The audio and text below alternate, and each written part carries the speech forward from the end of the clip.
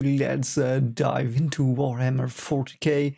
Today I will be watching and reacting to a video called The Sons of Malice, the fifth Chaos God apparently, and as I don't know what Malice looks like, I chose good old Nurgle as the background picture because he's cool and he's cooking some stuff. You know the drill.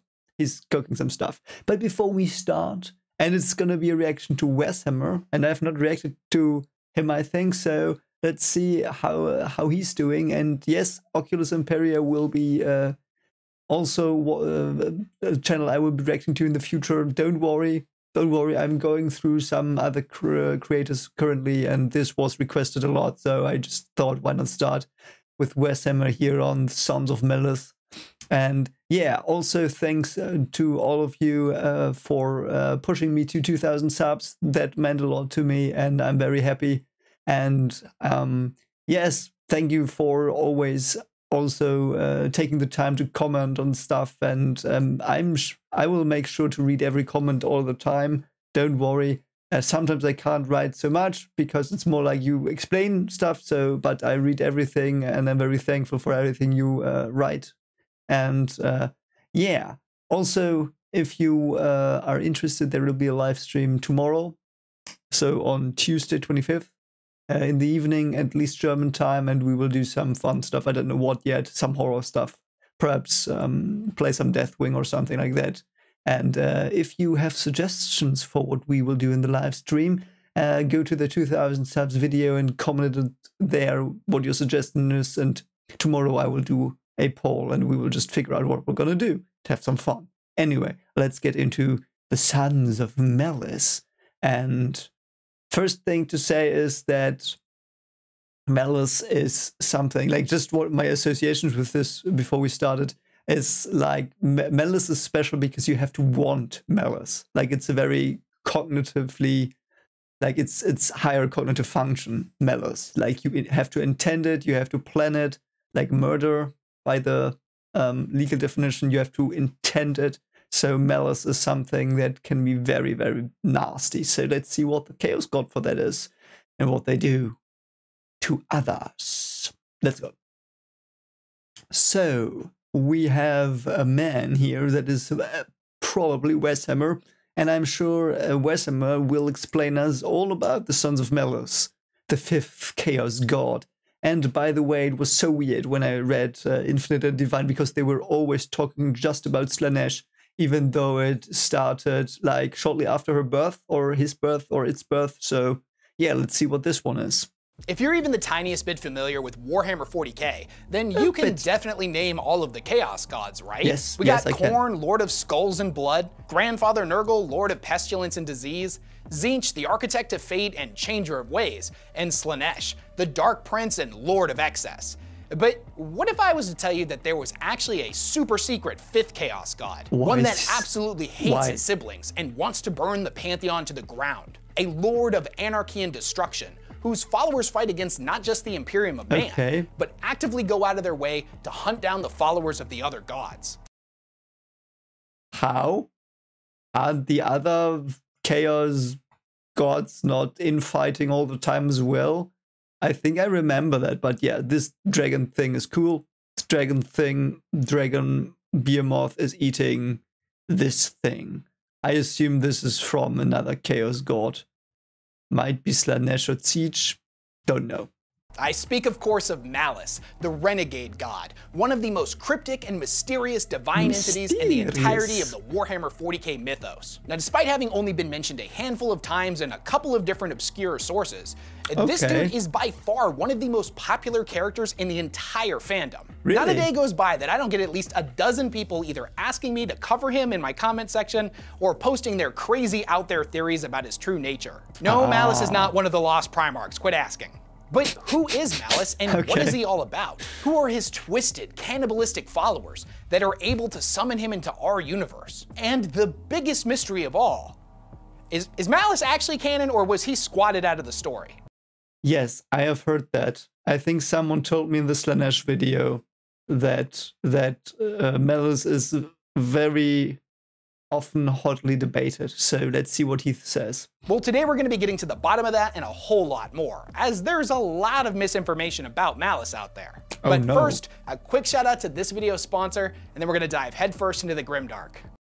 I will skip that. You can look at the sponsor. Oh, by the way, like his video, watch the original, please.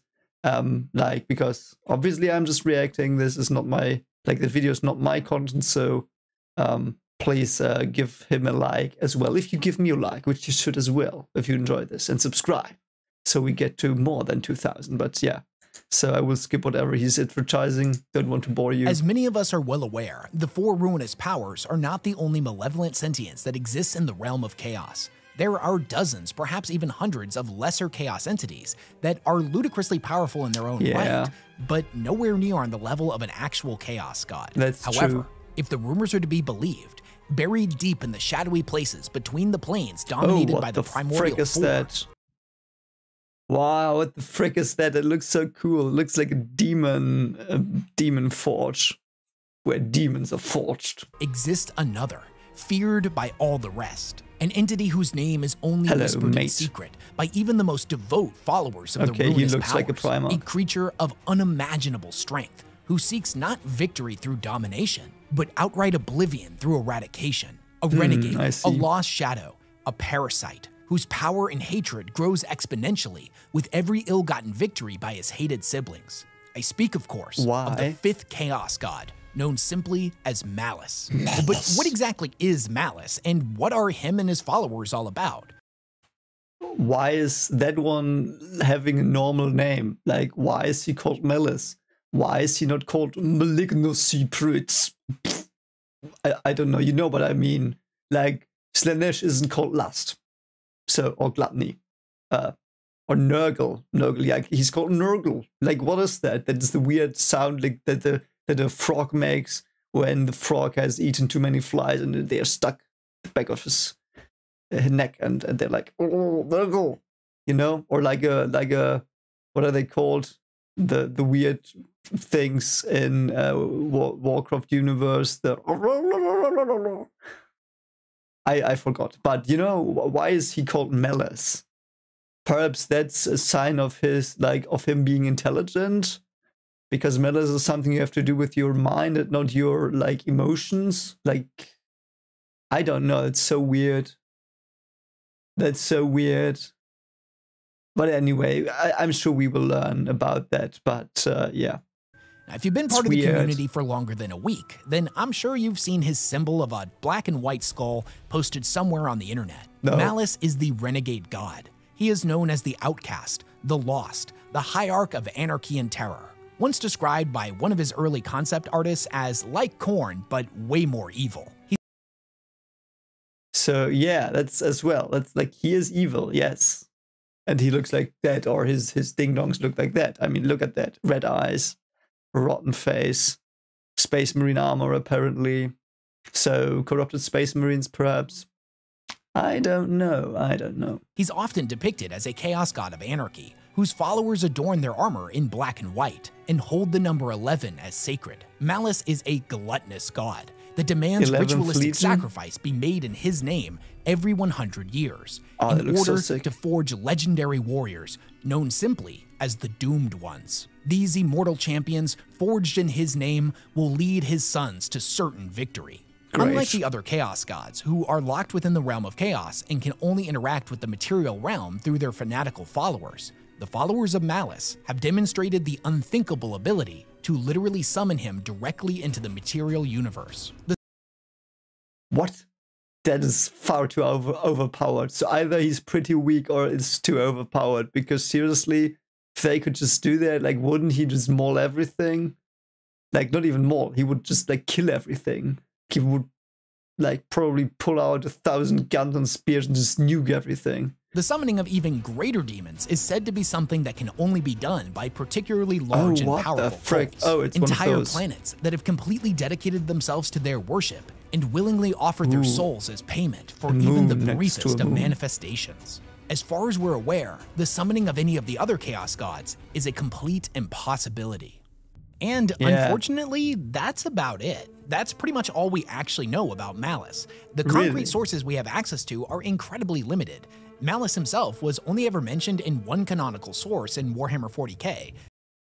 So only mentioned in one source, and he's having all the qualities of a normal higher demon because he can be summoned. Could also be seen as, yeah, it's like not that big of a deal like the other eldritch things from beyond. And although we know a bit more about his sons of Malice, there still really isn't a lot to go off of. But if we're willing to broaden our interpretation of what is and isn't canon, and get a little bit flexible with the lore, we actually have some sources that give us a lot more insight into the Weird nature of this shadowy horses. deity. And to get a better understanding of this, we need to know about another character known as Malal. This is the entity that Malice is believed to be the spiritual successor to. See, that makes more sense. Blol. Like it's a weird sound again. Like sure, it's not blol and not Malice. Like that would fit better for a Chaos God. It's important to remember that the origins of the 40k universe as we know it have their roots in Warhammer Fantasy. Warhammer Fantasy Battles was the original creation by Games Workshop that would later give rise to its sister franchise known as Warhammer 40k. The basic pitch during these early days was what would happen if we took all of these factions and characters from fantasy and placed them in the grimdark future instead. If you're familiar with both franchises, this is why the Chaos Gods exist in both pretty much unchanged. I know and just about every other faction within 40k has a fantasy counterpart. You have things like the Craftworld Eldar, which represent the High Elves, the Drukhari, which are supposed to be the Dark Elves, Sigmar and the God Emperor both being remarkably similar, Beastmen existing in both universes, Dwarves and the Leagues of Votan, the list just goes on and on. Some elements, like the Chaos Gods, were imported into the new setting pretty much unchanged, whereas others had their histories and aesthetics overhauled in order to fit the new setting. However, over time, Warhammer 40k would come to take on its own identity, and with each passing year, it would separate itself further from its Warhammer Fantasy roots. But even to this day, those links to the past are still on full display if you know where to look for them. Malal was another Chaos God that existed in the early days of Warhammer Fantasy. Here's a bit of the background fluff that was written about the character and his most esteemed champion, Caleb Dark. There is a name whispered quietly and with fear even by the most depraved, the most evil, the least sane of the worshippers of chaos. That name is Malal, the renegade god of chaos. Any man who dare look within the unholy black pages of the great book of despair, that foul tome held sacred by worshippers of chaos, would find the following words. And he that went before now came last, and that which was white and black in all directions was thrown against itself, grown mightily indignant at the words of the gods. Malal did turn his heart against them, and flee into the chambers of space. And no man looked to Malal then, save those that serve which they hate, who smile upon air misfortune, and who bear no love save for the damned. At such times as a warrior's heart turns to Malal, all gods of chaos grow fearful, and the laughter of the outcast god fills the tomb of space. In eons past, Malal was cast out from the bosom of chaos by the other gods, or else abandoned them of his own volition. No one is sure which. In any case, Malal's relationship to the other gods of chaos is a strange one. All gods of chaos pursue purposes that are wholly their own, yet only Malal occupies a position so resolutely parasitic upon his own unfathomable creed. To be a follower of Malal is to be a chaotic warrior bent upon shedding the blood of other chaotic creatures. As such, Malal is both feared and hated by the other gods. Malal's worshippers too are loathed by other chaotics. They are outcast, beloved by neither the friends nor enemies of chaos, dependent upon the least whim of their patron deity. Few men worship such a god, fewer still live long in his service. The bonds that tie master and servant ever drain upon the soul of the warrior, and it is a rare man that can loosen those bonds once forged. Okay, that's weird. So shouldn't he be very weak then, if not many people worship him? That's weird. That's very weird. Also, perhaps I misunderstood this, but weren't the other Chaos Gods also infighting sometimes? Like I mentioned before, I thought they, in rare occasions, when one got too powerful, the others would fight them. Like, wasn't that thing? So also the black and white mixed together stuff is like, that's literally, not literally, it's almost literally the definition of chaos. At least in some cultures, it's chaos. Like, and I think like Chinese yin yang symbol is basically that. and it's also chaos and order together, something, whatever, you know what I mean. It's very interesting that it feels like they put some ideas they had everywhere else and put them together into this new thing, but I'm not sure yet why this one should exist as its own entity and why this one should be so powerful, more powerful than the others, because nothing has led me to that conclusion yet from what I've heard, but I'm sure I will hear more. Caleb Dark is the greatest amongst such warriors. The Doomed Ones is what they are called amongst men. Whereas the souls of lesser servants shrivel long before they can gain real power, those whose service remains true may gain immeasurable benefit. Of course. Caleb Dark enjoys the favor of his insane god, for his resolve is incredibly strong, perhaps deriving vigor from some dark aspect of his personality, some event hidden deep within his past or subconscious. None would dare inquire of the man himself. Okay, so that's also something I struggle with. He's insane, like the god is supposed to, like, I know they're talking about Malal and not Malice. I know that, so don't shout at me. But it's a bit weird that he's supposed to be like this deranged thing when Malice is like the clearest of these evil emotions. If you, perhaps even the only evil emotion we really have, the only real thing that is only evil, that cannot be anything else. Like, you cannot have Malice for beneficial things. And the other Chaos Gods, you have these, they are just evil because that part of their being manifests through the times of darkness and war and the grim dark future. But Malice is always Malice. There's no counterpoint to that. And that's also weird. So it's a bit weird. It doesn't fit together that well as the other ones, I feel. But perhaps I misunderstand something. So please clear that up if I do. Of his origins and his initiation into the cult of Malal, no one can do more than guess of his might of arms, undoubted courage, and potent unholy weaponry. However, all know at least the most horrific details. Which are? Caleb Dark's story would be told in a 4-part comic series, the 4th installment of which, titled God Amok, was never actually released. Why does he have a pterodactyl as a hammer? Why? That is so weird and stupid. And so he's apparently an elf, like a high elf, I guess, or a dark elf. No, it's a dark elf, I think. Yeah, but he's got a pterodactyl hammer. I want that. I want that. It premiered in the Citadel Compendium in December of 1985. The story would follow and document the journey of the titular Chaos Warrior under the directions of his patron deity. He journeyed to Prague, which had come under attack by the forces of Khorne. Caleb comes to their aid and slaughters the worshippers of the blood god. The Grand Wizard Walpurgis believes that he is the chosen one spoken of in prophecy and dictates that it will be him to release the goddess Arianka. The story is absolutely dripping with quintessential 80s dark fantasy, and it's easy enough to find online if you want to read it for yourself. So let's recap real quick. Also, he just uses this one picture. Is there only this one picture? Like, of this weird... He almost looks like a hairy Dagon. Like, you know, like Dagon is this fish god thing, and he looks like that, only that has fur. He's eating this thing. That I think that seems to be Slanesh or Khorne, I think. But it's probably, you probably know where this is from, so.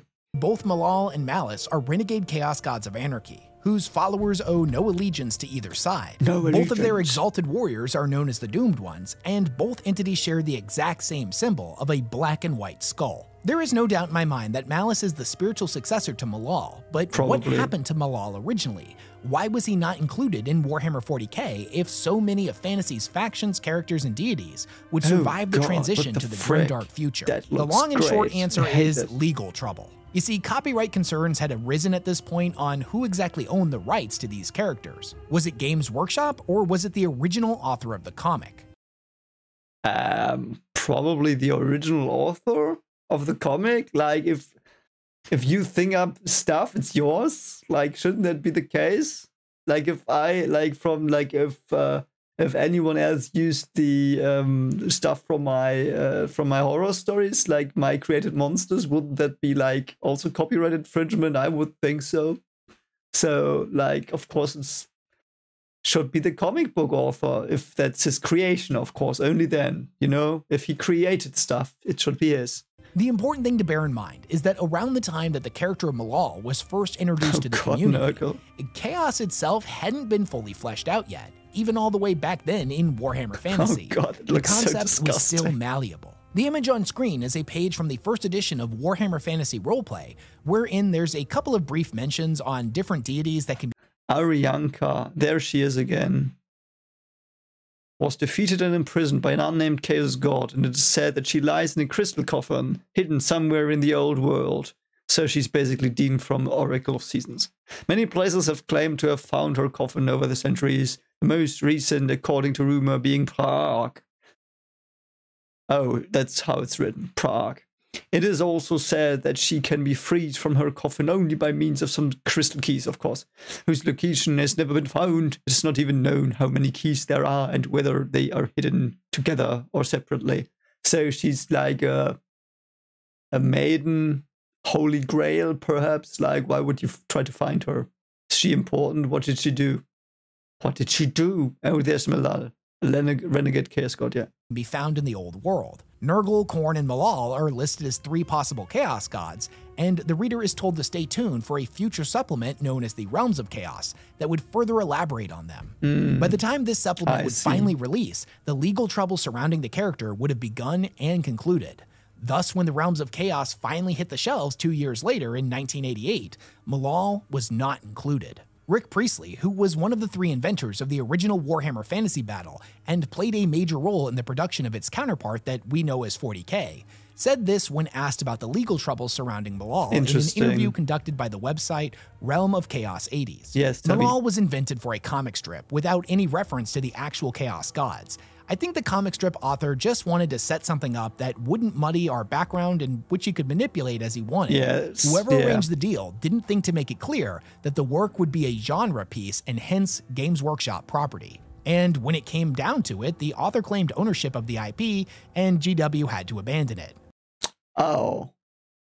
I mean, yes. Ooh, that's difficult. But I'm kind of on the author's side. I know why Games Workshop would have phrased it that way, and it makes sense. But they should have told him before, or perhaps he didn't expect it to be something liked. I don't know. Yeah, okay. But so it was just one comic strip where he was introduced, Malal. Yeah, it's like fan fiction then, because it's not official, I guess. That's bad. That's bad and that's hard. Yeah, I don't know. Like, if I would write for them, let's say write for them, would I want that my creations to be then like not mine anymore? I don't like who would like that? Like, they can borrow them, but wouldn't it be the best if the author could still sign off on stuff? Like, for example, who created Trazine? Who was that? Which author? Like, who created Trazine? That one should be in control of what Trazine can do. And perhaps just say yes and no. Like, perhaps not. Yeah, the problem is then they would always want money and stuff, because people are also... Yeah, it's hard. I don't know. That's hard. Clash of cultures, really. Don't know. In the games industry, us poor games writers are used to this kind of thing. And not so in the world of comics. Yeah, so back in Warhammer Fantasy, Malal was only considered canon for a couple of years. Yeah. And although he may have never made it to the universe of Warhammer 40k, Malice and his sons did. The Sons of Malice are potentially one of the most mysterious and alluring chapters in the entirety of the setting. Looks like an due Easter to their egg lack to me. of concrete information and real-world courtroom drama that surrounds cool, them. though. But for many, that drama only deepened the mystery and attraction. They have inspired magnitudes more fan theories and speculation from the community than any other faction. So let's talk more about the Sons of Malice. Yes, please do. The early history of the Sons of Malice is one that is clouded in mystery, but it is stated that they were one of the 20 Space Marine chapters, known as the Astartes Priestess. Okay, so they are apparently the 11th Legion. They're the 11th Legion, if that is true, which already I don't like that much, because I like the other theory more, that they were like that they encountered something weird with a Regeddon, and but then you know what I mean, the brain suckers. But yeah, I mean, it's fine if they do that, but I wouldn't like it as much because it's it's not weird enough for them to be banned.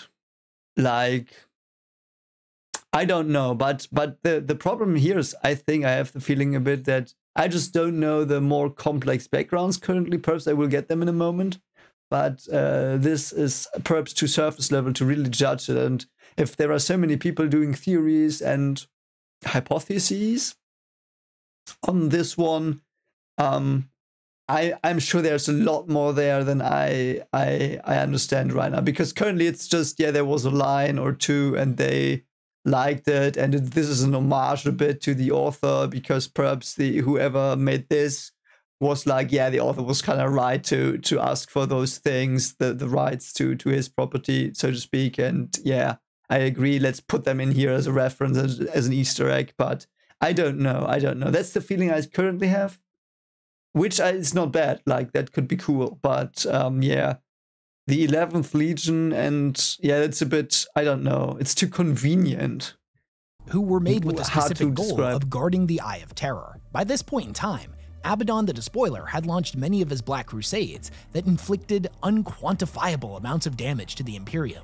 So it makes total sense that they would want a buttload of Space Marines to guard the entry point into the physical universe. Their original chapter name has been lost to time, so for the duration of this history segment, I'm just going to refer to them as the Sons of Malice. They would end up serving for over a millennia in the service of the Emperor, defending mankind from all manner of heretical and Xenos threats. Within the rebellious Silex system, there were several worlds that were home to hive cities that existed deep beneath the ocean.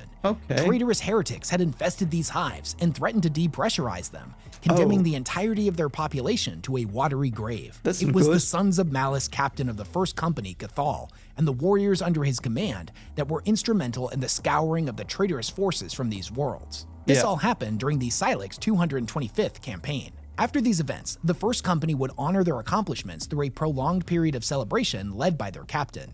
But unfortunately for the Sons, said celebrations were observed by Inquisitor Pietas, a senior member of Ordo Hereticus. What the Inquisitor witnessed left her absolutely revolted, saying the practices bordered on what could be considered cannibalistic. Something that, admittedly, is not 100% out of the realm of reality for many Loyalist chapters. The Blood Angels potentially being the most famous of which. This particular Inquisitor had either never witnessed such practices within other chapters, or the particular manner in which they went about it was incredibly disturbing to her.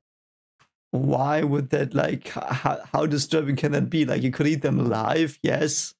You could start at the limbs and then, like, work upwards to the things you shouldn't, like, you can't live without. So yeah, perhaps, but I don't know. Also, it seems like there has to have been a Primarch. Why would the Primarch then turn into this Malice guy? Like, under the guise, and why Malice? Why would they fall to Malice? I'm curious to find that out. Why would they fall to Malice? Like, what is there? That is, like, because they have to have this like, Malice has to grow from their mind field, so to speak. The details on this are not very clear, and the only sources elaborating on them exist as small chunks of flavor text in older codexes. The small insight she had gained into the rituals of the Sons of Malice was enough for her to declare their censure. She called upon the Adeptus Sorora Celestins to mobilize a strike force that would be deployed from orbit in a series of drop pod assaults. This would land them smack dab in the middle of the First Company's celebrations. If what the Inquisitor had seen at the beginning of the festivities was enough for her to rally a strike force to move against them under the reasonable assumption of deviancy, then what she witnessed now disturbed her enough to immediately condemn the First Company to death. The company was described as a frothing horde of fevered maniacs that had whipped themselves up into a state of animalistic barbarity. They witnessed proud Astartes warriors completely drenched in gore. Yeah, so that's corn. Blood and froth running freely from their mouth as they gorged themselves upon the flesh of the defeated men and women of the previous battle in an orgy of cannibalistic sacrifice. Realizing exactly what the sisters' presence meant, Cathal gave the order for the company to defend themselves. It is said they fell upon the Inquisitor strike force with a savagery she was wholly unprepared for. The sisters fought bravely, but the animalistic fury of Cathal and his men was too much for them, and they were quickly overwhelmed. The sisters were slaughtered, and the Inquisitor was taken captive. She would be dragged up onto one of their altars and ritualistically sacrificed. This treatment perfect. Ritualistically being sacrificed. Lovely, lovely. You're so nice, you weird first company guys. Great. So, but why the first company? So there are other companies in the 11th Legion, I guess. So what did they do? Didn't they stop them? Like, how did it spread? How did it spread? How did it begin? Like, how did it begin? I want to know how it began. Like, how? How did they start being weird cannibalistic a-holes that are like a fusion of Khorne and Slaanesh worshippers? treasonous act, earning them their excommunication. Now, the previous account came from the book Index Astartes IV, which was published in 2004. However, in the novel Cadia Stands, released in 2018, we're given another passage that gives us a little bit more insight into what exactly happened. What is Cadia? I know it's a planet. I've read that now so many times. I know that Trazyn was at Cadia, or at least talked about it. What happened there? But the accounts differ in a few interesting ways. First and foremost, Inquisitor Pietus is called Solomon Pietist, and their gender has been changed from female to male. Not a particularly relevant detail, but it's worth highlighting. Additionally, the account says that the Sisters of Battle Celestins that were recruited by the Inquisitor were from the Order of Our Martyred Lady. They would be supported further by 5 regiments of Imperial Guard. The biggest difference between these two accounts, and potentially the most important, is that after this event, the chapter was not immediately declared excommunitatis. Word on what had happened would reach the High Lords of Terra, even though the exact reasons the attack had occurred in the first place did not. Regardless of the reasoning, the Sons of Malice had killed an Inquisitor and multiple loyal sons and daughters of the Imperium. The High Lords would send an envoy to the Sons of Malice, who offered them a chance to repair their sins by going on a 50-year penitent crusade. Oh, that's nice. Nice of them. I still don't understand how it was the First Order or something only, and now the whole Legion did it apparently.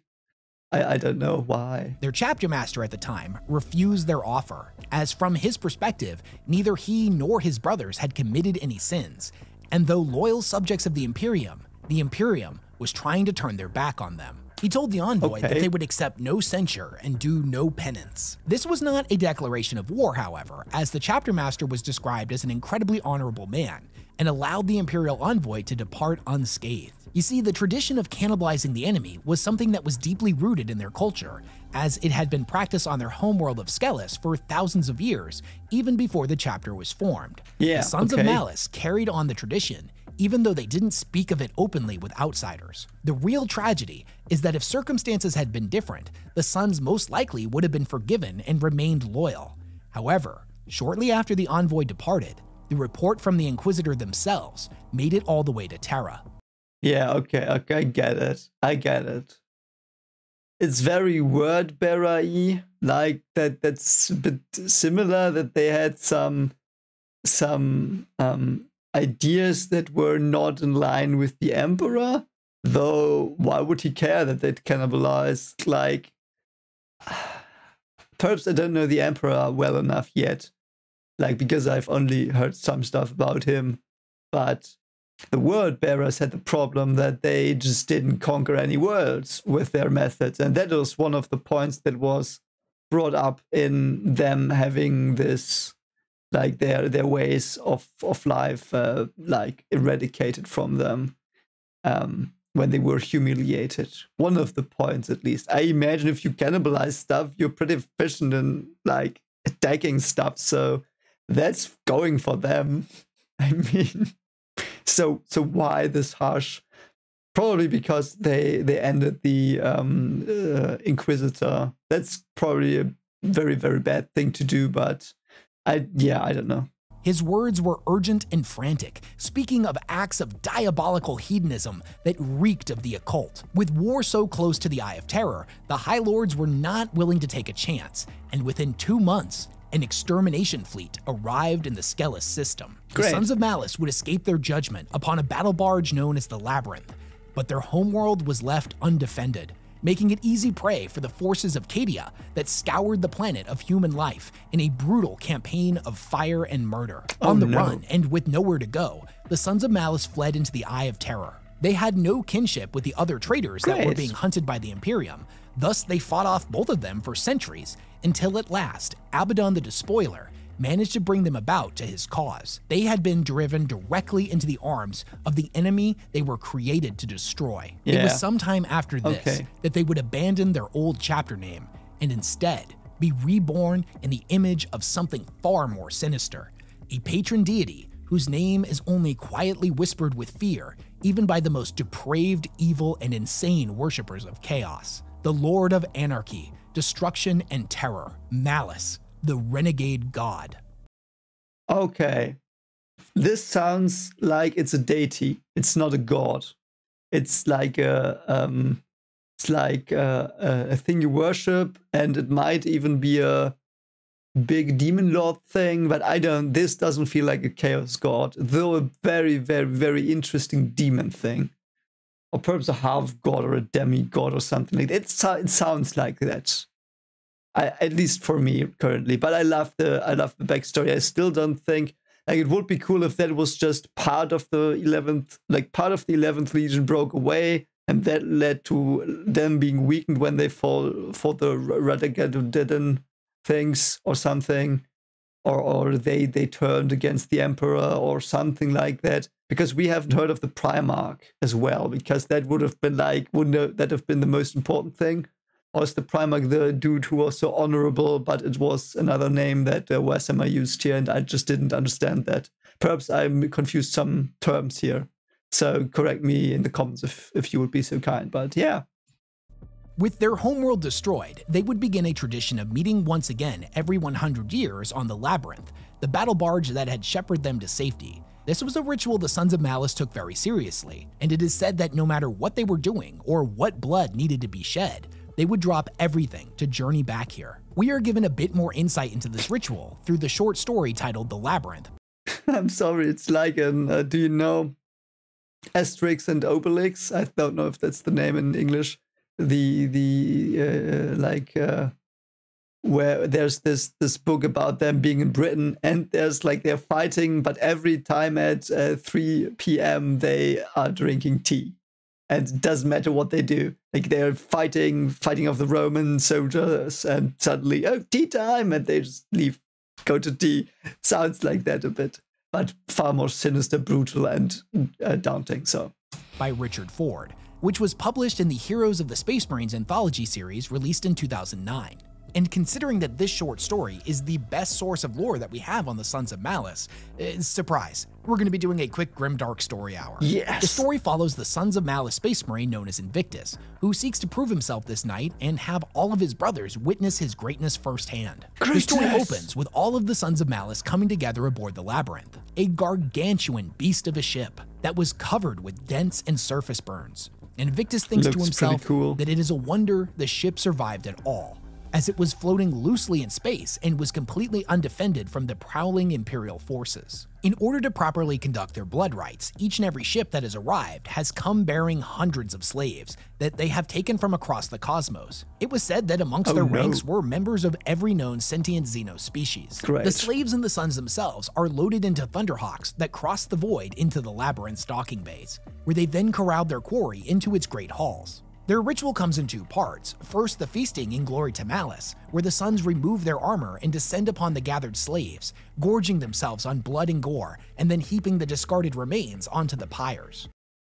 Why? That's so, yeah, okay. I mean, you do that with your prisoners of war. I mean, they don't have Geneva Convention anymore, or whatever it's called, so I guess, why not? Like, but would they do that with Tyranids? Like, would you eat a gene stealer? Would you eat a gene stealer? I don't know. I wouldn't. Probably not very tasty. The second part of their ritual is conducted by their chapter master, Lord Cathal, who, if you remember from earlier in the video, was the captain of the first company when they were originally declared traitors. There are a lot of blank spots in their history, but I guess by this point he's actually taken over complete control of the Sons of Malice. Okay. He tells his brothers that the offering of 1,000 souls to Malice this night certainly pleased their patron. Though, as they all knew, in the coming crusade, they were going to need warriors particularly blessed by their unholy master. He speaks, of course, of the Doomed Ones. Now, each century, when the Sons of Malice returned to this ancient carcass of a vessel, a select few would volunteer to face the challenges of the labyrinth. None were ever seen again, but it was said that those cunning enough to overcome said trials would be elevated to the ranks of the Doomed Ones, Malice's sect of holy warriors, in which each and every member was granted gifts of his untold power and were sent off to walk the dark paths of the galaxy. That sounds fishy, and it's probably... So I hope he's telling us that these Doomed Ones will appear later, because otherwise it's just them trolling them and making them go to get eaten by Chaos stuff, because Chaos is hungry. Perhaps it's Nurgle trolling again. Perhaps Nurgle will just want some more food for his kettle. Gonna get some idiots. Gonna get some idiots that think it's Malice and not me. They're going into the ship and I eat them with my kettle. Like, I don't know. That was a bad Nurgle song, sorry, but... It was a position that Invictus had coveted for a long time, and he planned to finally obtain it this night. The chapter master asked his brothers who amongst them was willing to face the trial, and including Invictus, 20 warriors in total stepped forward. Cathal beckoned them away and led them deeper into the dark heart of the ship, where they encountered the entrance to the labyrinth, which by all accounts was just a simple, unassuming door. Of course he tells them that all that would enter here do so unarmed and unarmored. There was no rank within the labyrinth, and all were seen as equal. Yeah, they must use whatever resources they are able to scavenge, and must have faith in one another in order to survive. Their ultimate goal, to reach a portal on the far end of the ship. Any that could locate it and step within its hollow confines would receive the benediction of Malice. Those who could not would find nothing less than oblivion. Yeah, that's so fishy. They are getting trolled. The chapter master says to all those I will never see again, "Die well, my brothers." And with that, he turns the great wheel that secures the door shut, revealing a chamber of suffocating darkness. Once they are all inside, the hatchway is sealed shut behind them. What are those? The members of the warband have to take some time for their eyes to adjust to the darkness, but after that occurs, they make their way, scavenging whatever they can find to use as a weapon. A few lucky warriors managed to pry loose ancient bolters or flamers from the skeletal grip of long-dead Astartes who had failed to locate the portal, whereas others break away bent pieces of rebar from the floor and columns. They decide to split into smaller groups, as if this place is as dangerous as they have been led to believe, then they are at a better advantage of at least one group making it to the portal if they're not all clumped together. Invictus's group ends up encountering some type of monster with pockmarked skin and jagged teeth that lunged at them from out of the darkness. It tears one of their members apart before eventually being put down. Okay, either that's one of the previous guys who went in, or it's just a weird chaos thing that Nurgle said to troll them. Upon examining the corpse of the creature, they realize it is unlike any xenospecies they had ever seen. And most bizarre of all, it bared a very familiar branding, the black and white skull of Malice. The fact that an unknown xenospecies was dwelling in these dark depths at all was cause enough for alarm, but the fact that it bore their holy symbol was even more perplexing. Over time, the labyrinth begins to take its toll on the group. Hidden Laswire beheads Brother Cato, whereas Brother Valius was crushed by a blast door that at first seemed inoperable when he went to pry it open. Yeah, it's just booby-trapped, and they're getting trolled. They're getting trolled so hard, so in the end they're gonna be ripe for chaos harvest, and then there will be weird things. And Brother Mortigan ended up getting doused in corrosive waste. With each and every death, Invictus can feel the icy hand of death creeping ever closer to him, but he continues to push on.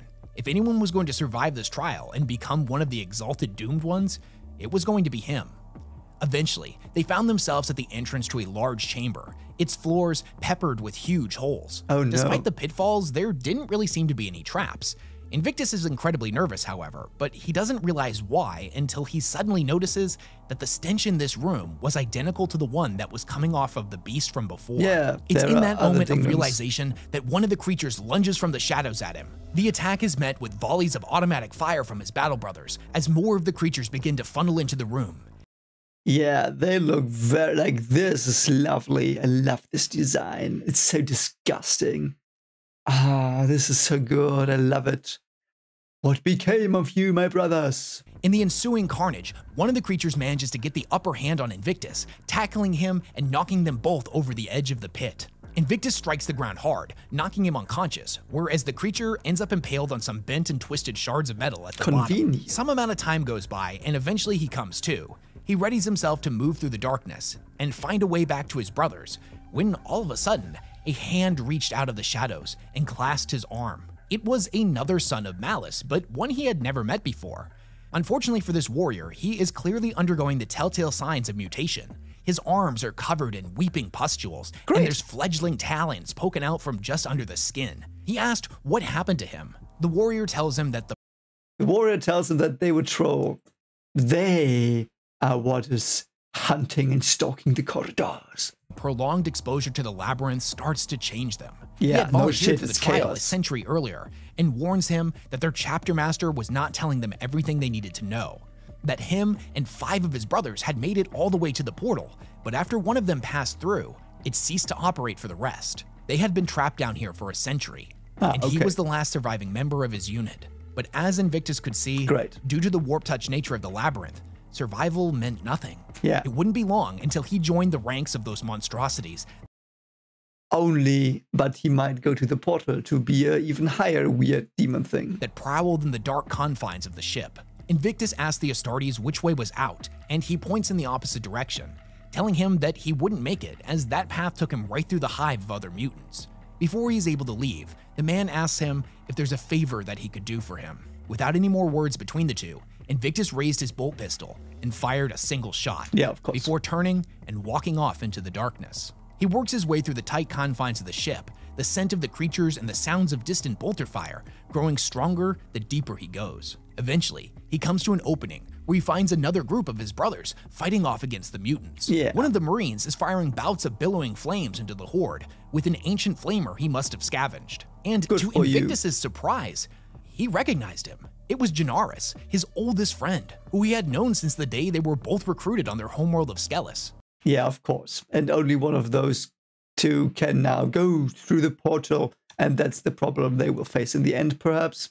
He joins in the fight and helps them push the creatures back, but the noise of the battle was attracting more of them. The group moves into an old airlock and seals themselves inside, the beasts slamming themselves against the wall, desperate to get at the Astartes. Despite the creature's constant banging, the barricade seems to be holding up, so they take a minute to catch their breath. This is where Invictus tells the new group of what he had learned, that the portal would only work for one of them, and the rest would be doomed to join the ranks of these hellish monsters. There's an immediate sense of unease as the Marines look back and forth at one another, but Janaris tells them that they should deal with this later, because whether or not that was even true, if they stayed here, the creatures would eventually get through, and the ancient weapons they were using to defend themselves through at the same had a very limited supply of ammunition. I mean, perhaps Here's that the works, thing, though. Probably not. Their suspicion of one another would end up being well-founded, for as they continue to make their way, Invictus would end up betraying his brothers one by one in ways that made it look like an accident. He knew what had to be done. He knew what Malice was demanding of them, and he knew he was the only one worthy enough to step through that portal. It doesn't sound like Malice. It sounds like, oh, this is impossible and I want to survive. Like, why is it Malice? Someone please explain to me in the comments why this is a Chaos God aspect. And why, like, how is this intended to be portrayed? Because I don't know. It's not, I don't understand it. What's the Chaos things aspect? Because it can't be Malice. They're not malicious. Like, you don't, like, the way he backstabs then is like, yeah, it's tough luck, but one is gonna survive, the others won't. Like, why not try to survive? Like, he's an idiot for going in the first place, but I don't know. The group continue to make their way through the ship, fighting off the mutants and avoiding traps. A few of them are claimed by the beasts that lurk in the shadows, and Invictus picks off a few more members on his own. Eventually, the group faces off against an enormous mutant, the creature killing more of their members until it was only Invictus and Janaris left alive. Oh, Invictus really? tells his brother that he only had one shot left in his pistol, and he needed to make it count. Janaris agrees, throwing the flamer into the beast's mouth. Invictus fires the shot and detonates its head. They continue to make their way until eventually they finally find it. They come across a giant glowing portal. Janaris turns to his brother and tells them that it was fitting, considering their long history that they had had together, that they would be the final two left, that the two of them would have to turn on one another, as only one could go through the portal, that they would duel with honor, with their bare fists and their resolve. With honor? Are you serious, mate? No, they won't. Like, why would you? No. They are long past the point of honor. Why is he an idiot? It's probably a bit. It's so much better in the book, I bet. It's like I know I'm a bit snarky at this, because I think in the book this works a lot better, I feel, because the atmosphere is there. Currently, because I only know some of the facts of the story, it seems very predictable, you know, in parts. But I still enjoy it. It's still enjoyable, so don't get me wrong. I really enjoy this, though it's still like, yeah, he's got to fight with honor, definitely, after backstabbing everyone. That despite their terrible circumstances, he doesn't know. Janaris was looking forward to their fight, as theirs was a kinship forged in 1,000 battles. Yeah. And the victor would be the one worthy enough to enter the portal. No. Invictus tells him that that would be the case, but he had lied. That wasn't really his last bullet. Now alone, Invictus strode towards the pulsing portal. That was a prep. What? I have lied. That wasn't my last bullet. Next scene. La la la la la la. That ding dong behind. Yeah, I mean, I get the theme of he is worthy because he was malicious, even though I don't agree. He was just cunning. So, and cunning is more siege. I don't know. It's all a bit weird, but it feels like the Chaos Gods are trolling people here, the other ones, and they all have set up this thing and they are betting on idiots. What are they gonna do? Are they gonna whatever? And stepped over its threshold. He found himself standing in the center of a wide circular platform with ancient runes carved into its base. His mind was flooded with images of demonic faces, but whenever he tried to focus on them, they would disappear. He looked around, and surrounding the platform was a containment shield, which struck him as odd, as he didn't understand why this place would need such a safeguard. Past the containment shield, he could see the legion of his brothers, clad in their battle regalia, holding the standards of their chapter. He realized that the portal must have led back into one of the great halls. His brothers had come to witness his victory, and thus his elevation to the ranks of the doomed ones. Is he gonna turn and they kill him? I hope it's not like that. He could see the chapter master and his librarians entering into view and walking in the direction of the platform, dragging behind them 10 large caskets. The purpose of them was unknown, but it filled Invictus with dread. Slowly, each and every one was opened to reveal a blank-faced, paralyzed warrior, each one bearing the symbols of the Sons of Malice. He realized that each of them had been a champion of the trials in a previous century, and that he was going to be the 11th. The chapter master announces to the warriors that for 1,000 years they had searched for champions worthy of their dark god, and now all 11 would finally be assembled. None would stand in the way of their holy crusade to take back their homeworld of Skelos. Not the ruinous powers, nor the worshippers of the Corpse Emperor. Not with him by their side. He tells Invictus that he was truly worthy to call himself a son of Malice, and asks if he can hear him calling. He had come to the labyrinth. He had come to walk amongst them. There was a flash of eldritch light around the platform, and Invictus feels himself frozen in place, unable to speak. He senses a massive, malevolent presence in the room. He sees the outline of some enormous thing up in the rafters that stared down with baleful eyes. Something wicked in the dark. The librarians begin to channel their power, funneling it into the caskets and the platform that Invictus was standing on. Eldritch flames engulf his body and each of the paralyzed warriors. Invictus screamed in terror and pain as the flesh began to burn from his bones. Too bad, mate. But no amount of screaming could stop what was coming. As his body was consumed, he realized that not even the kind release of oblivion would save him now. The Sons of Malice watched as 11 of their greatest champions were consumed by the light, their limbs emulated, their torsos eviscerating, their heads contorting and twisting, writhing within a pool of black light. In a single terrifying instant, they were gone, and what stood in their place was no longer their brothers. They had gone to join the ranks of the legendary Doomed Ones. What stood before them now was the revenant that they had worshipped for millennia, the Eidolon that would stand at their vanguard as they retook what was rightfully theirs. He could only be summoned by sacrifice, only by giving unto him their best and most praiseworthy warriors. And there he stood. But they were not praiseworthy, or is praiseworthy meant with being backstabbing A-bags? Like, what? The renegade god, the outcast, the lost, hierarch of anarchy and terror, Malice. And that was the story of the labyrinth. Yeah. Okay, so I still think this is not a Chaos God. It doesn't sound like that at all. Like, the scale is too small. Like, it's just the ship, and I guess other Chaos Gods are trolling around in there. It sounds like that. And in the end, whoever, like, no one wins. It's just a trolling machine. And this might not even be a real thing. It probably is, though. And, like, what's it gonna do? Like, I don't know if it's just, like, this size. Like, Slanesh's universe size, as far as I understood. Like, of course, like, in the war, but not in our world. But it just seems like a very, very cross demon that, like, they created to have some fun. Like, the Chaos Gods created some very cross demon thing here that could eat the souls of some very powerful ding-dongs that they made, that they trapped into this labyrinth ship and made them do some shenanigans. And now they have a very powerful demon. Like, why would this be a god? This doesn't feel like I'm a bit sad that I didn't read the book first. I should have read this first, because the way this was explained, and he did a brilliant job in doing it. Don't get me wrong. Like, his narration was on point, like the music, like the way he summarized the story. It was very good. The images were very on point. So Weshammer did a brilliant job here. But this is very low horror to me. The biggest horror is probably realizing that all the others that went in before were these weird creatures. But the ending is not very horrific. It's just like, oh yeah, now you're gonna get sacrificed. Have fun.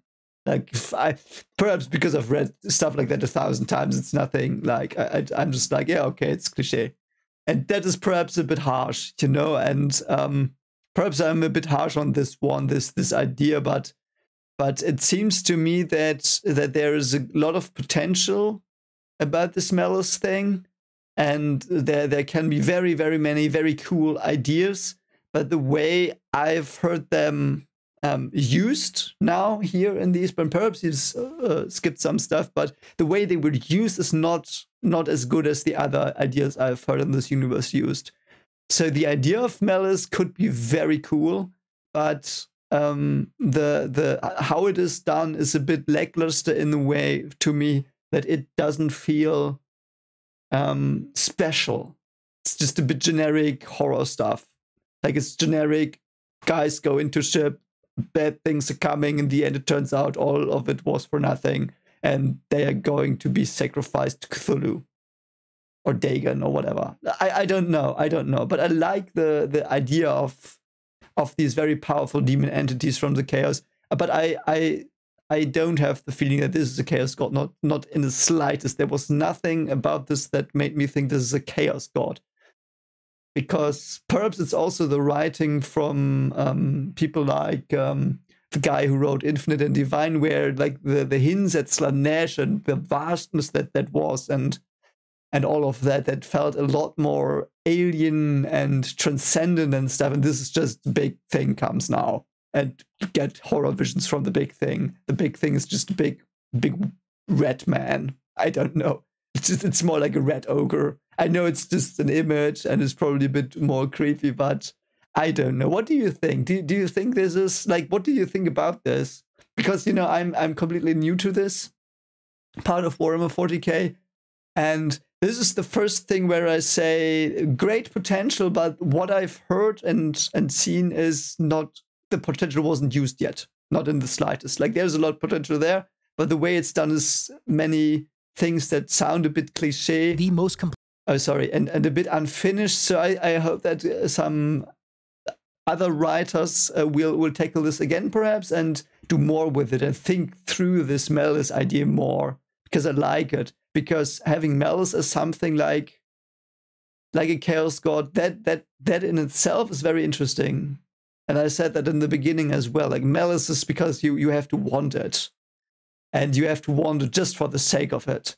And he didn't want it for the sake of it. He wanted it to survive and to get his honor and stuff. So he had other motives than just to be, like, that would have been the thing. It should have been like that. And perhaps it was in the book and it got lost here. So tell me if I'm wrongfully being a bit too harsh on this. But it didn't feel like he was doing it out of malice, what he did to his colleagues. He probably did it cunning to be the winner. And to do something evil, to be the winner, is evil, but not malicious, I feel. Like, malice is really like, oh, you know what? I don't like you. I will do this to you. You know, that's malice for me. And I don't know. Let's hear what he says in the end. Like, perhaps he will summarize it in another way that I will understand it better. Complete source on the Sons of Malice that we actually have. Sometime later, however, after the events of the story, the Sons of Malice would find themselves joining in the 13th Black Crusade.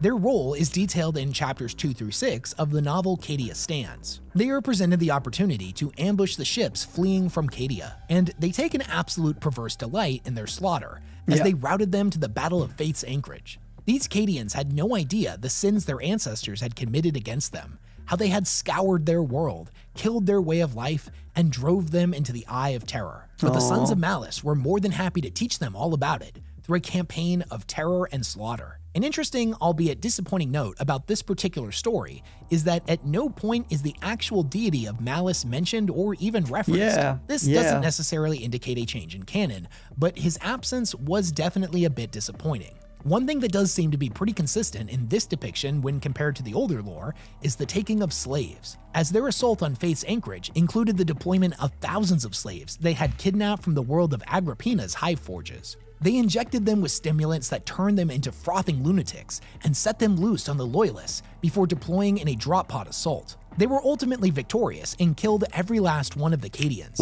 In the final moment of the story, the one surviving general of the Cadians' forces limps out onto the battlefield, mortally wounded, clutching a las pistol with only a few shots left. The adjutor of the Sons of Malice tells him he will give him one last chance to repent, to forsake his oaths to the false emperor and join their cause. If he did this, he would let him live. The old general smirked, raised his pistol, and shouted "Cadia stands" before he was put down. This is unfortunately as far as their story has been written in the current canon of Warhammer 40k. However, I will point out that out of all places, the Sons of Malice would appear again in the video game Battlefleet Gothic Armada 2 as an enemy faction, wherein the cutscene associated with them not only briefly summarizes their story, but indicates the world of Skelos was not as empty and barren as the Imperium had been led to believe. There had ultimately been some survivors there, and over time, it reverted into a feral and barbarous world. The Sons of Malice still laid claim to the planet and had been using its current inhabitants as inductees to further fill their ranks. Whether or not the events in the 40k video games are or are not canon is something that the community has debated forever. I personally tend to lean into the camp that says that they aren't, mostly because any game that has multiple factions will also have multiple endings, and they can't all be canon. Although in this particular instance, it does line up with what we are told in the Labyrinth, that their ultimate goal was to crusade to retake Skelos, and that they had been gearing up for it for a pretty long time. So this being canon is not completely out of the realm of possibility, but we'll have to wait until the next time they get a story written about them to confirm or deny this. The Sons of Malice are a beloved faction that have inspired more debate and theory crafting than just about any other faction in the entirety of Warhammer. They're cool. Not a day goes by that there aren't dozens of posts made about them on Warhammer forums and comment sections across the internet. But the sad reality is that there just isn't a lot of information to go off of. There's not a lot of concrete canon about them that we can point to. They've never received a dedicated novel, and we've only ever been given the briefest glimpses into their histories and motivations. We as the audience have two options. The first is that we consider only the Labyrinth and the couple of brief mentions that the Sons of Malice have had in official codexes and the novel Cadia Stands This is so as weird. the only Why? actual canon. Which, if we do that, then the Sons of Malice are definitely still an interesting faction. But we don't know anything about Malice himself. The only thing that we can actually confirm about him is that he's some type of deity that the Sons of Malice worship. We don't know if he's actually a chaos god, some kind of greater demon. We don't even know what his motivations are. The idea that he hates the other gods, which most people would consider fundamental to the character of Malice, it technically wouldn't actually be canon. Which leaves us with an interesting mystery, but not a very interesting character. The second option is that we incorporate everything we know about Malal into our understanding of Malice, which, considering that the vast majority of lore centered around the other ruinous powers is nearly identical between Warhammer Fantasy and Warhammer 40k, is not an unfair way of looking at it. We just have to do so by attaching a big asterisk to what we think we know, that, technically speaking, none of that has been confirmed in 40K itself. It's up to you how you want to view the character and what you want to treat as canon. It's my personal belief that he exists as something of a meta Easter egg, that looks so weird, in reference so cool. to a convoluted point in Games Workshop's history that has spiraled into an absolute phenomena within the community. Really? We'll just have to wait Why? and see if Games Workshop I don't ever wants to understand do that. I anything have more to be with this honest. character and flesh them out further. But as it stands, the vast majority of information that exists on the internet about Malice stems from decades of fan theories and speculation. But what do you guys think? Is there anything that I failed to cover in this video that you think is really important to know about Malice? What do you think Malice actually is? Is he a demon? One of the lost Primarchs? Or a full-fledged Chaos God that is destined to destroy the other four? Let me know all of your crazy theories down in the comments section, no matter how out there they are. And while you're at it, let me know what other topics from Warhammer 40k you'd love to hear me talk. Yeah, so anyway, that's the video, I think. That one was... There's a lot to talk about, I think. And I think the most important thing is to part the Sons of Malice from Malice. Because Sons of Malice, that's cool. That's very cool. I love that. And I want to know more about them. Definitely want to know more about them. I love their designs. I love their like black and white stuff. I love that that they have this savage culture where they came from, and for them it was natural to cannibalize and stuff. I like that, and the slave takings, it was rooted in their history, in their DNA, perhaps even in their Primarch, whoever that was. I don't know why he wasn't mentioned. So I get it like this, and it's probably wrong, because this was a great, brilliant video, but it's probably not enough information. Is there even more? He said not, so I don't know, but so how I got this is the 11th Legion had a sub chapter that was from Skellum, whatever the planet was, and they had these ways, and they were discovered by Inquisitors, like a subsection of the 11th Legion, and they then wandered off, and all the stuff happened. But it was not the whole 11th Legion; it was just a part of that. And after that, something happened to the 11th, and that's what is there. But I think it's not connected directly to this. Doesn't feel like it. But anyway, so they went away into the warp, got corrupted, and it really sounds like Chaos Gods found them, and they're just trolling them. And I don't know, trolling is perhaps the wrong word, but they play with them. They make them battle each other. I'm pretty sure that their like boss guy is influenced by Chaos and has fallen into Chaos, and he's just playing around. And he might have just want to feed this demon thing. Like, I don't think that's Malice. He probably just calls it Malice. And Malice is perhaps Malice will be a self-fulfilling prophecy, because I don't think so. There are two possibilities. Either Malice is just a weird demon thing, or Malice is a deity, but it has not yet emerged, and they use Malice's name for this. And I hope there will be more stuff of the real Malice entity, like something born from malicious minds, from people who want to do harm just for the sake of it, like the Drukhari, because when I read the stuff in Infinite, in the Divine, the passages of the Drukhari, there was this Drukhari woman, and she was thinking about,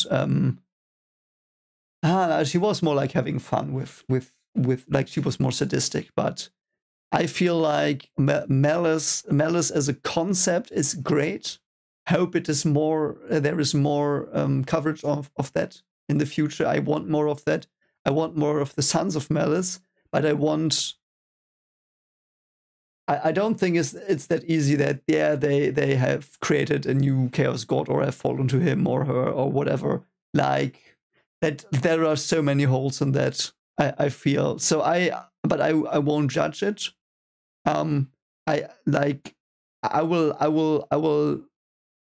will say I probably don't know enough about this, because it seems there is also a lot of passion from the community that went into this, and these hypotheses they made and all of that. It's probably has been a lot of fun, I think. And I have to be honest, I don't get why there was so much done. Like, it wasn't just their design was cool and they wanted to know more, or why that? Like, I could pick every line like every faction that's a bit mysterious and create a giant backstory about them. Like, was it their design? What do you like about them so much? For me, I think the design is dope as shit. That's so good. I love it. And like their fused masks and stuff, but all the stuff about Malice being so powerful seemed like propaganda or brainwashing. It didn't feel like it had weight. Every time Weshammer said, yeah, and he's this big thing, the others fear him or whatever, that had no weight behind it because it seemed so weird and I didn't get it. And I never had the feeling that there could be something like that. And I don't know. Like, don't get me wrong, there might be something that they fear, the Chaos Gods. They might fear something, but I don't think it would be another Chaos God that's called Malice. It would be something even worse, eldritchy than they are, and I don't know, perhaps like Azathoth waking up or, something like that. And I don't know. I'm very confused now, I have to admit. I'm very, very confused because I don't know what to think and what this was supposed to tell me. About like what were we talking about? Were we talking about the Sons of Malice, which is the title of the video I reacted to? And that was great. Did a great job. But the focus on this god, this perhaps there's a Chaos God there thing, that was I didn't get behind that lore. I loved the lore about the Sons, but the complete lore about the Sons, as far as I know, could just work without them not having their own Chaos God, and they just think they do, and they just worship a demon thing, and the other Chaos Gods are just having some fun there. That's what it is. Like, that's my understanding currently. So if there are other accounts or something that might shed light into that might change that, what I think currently, or if you say you should read the book, it's a lot better described, makes more sense. And like, this was a fun little story of some person going in, doing bad stuff for the greater goal, for his own honor, for his values, and he does bad stuff to get to his values, which is being a son of Malice. And in the end, it turns out that exactly that is like he gets what he bargained for. So basically, that's it. And the story seemed cool. Like, I like a little bit of corridor horror. I think that would make a good movie, though. It sounded like it would make a perfect movie. Yeah, I think so. I think that would be a good movie, the book he talked about. That would be a cool movie. I would watch that. It would be horrific. I would love that. That is a movie I think that could work very, very well. That could work very, very well. I would love that. But as a deep lore thing, it wasn't like, it was just a cool horror story. It felt like a cool horror story with a protagonist falling into darkness willingly. Okay, perhaps that's the Malice part, but I don't know. Anyway, I've rambled on enough. I hope I made some sense. And please let me know if I understood things incorrectly, please, because I have the feeling I misunderstood some things, because there was a lot of hypothesizing in this video, and yeah, but I will gladly do more of Weshammer. Like, I love this. Like, his style was great as well. Like, there are so many cool creators for Warhammer. Yeah, tell me in the comments what you thought. And also don't forget to comment on what you want for the live stream tomorrow. Like, we could talk about stuff like this. We could just answer Warhammer questions you have for me. Like, that would also be a thing. So if that's something you want, write it in the video about my 2000 subs. Write it down there. Tell me that you want to discuss some Warhammer lore and ask me some stuff or something, I would love to do that as well. Anyway, don't forget to like and subscribe, because we want to get to 2,500 this year. Yeah, I'm ambitious now. So, and again, thank you all for supporting me being here, and I hope you find more great videos on the channel. I want to do Tyranids next, so if you have a great Tyranid video, just recommend it down in the comments. And also, I will do this church thing down the line. So anyway, I hope you have a great day, enjoy yourself, and be safe as always. See ya.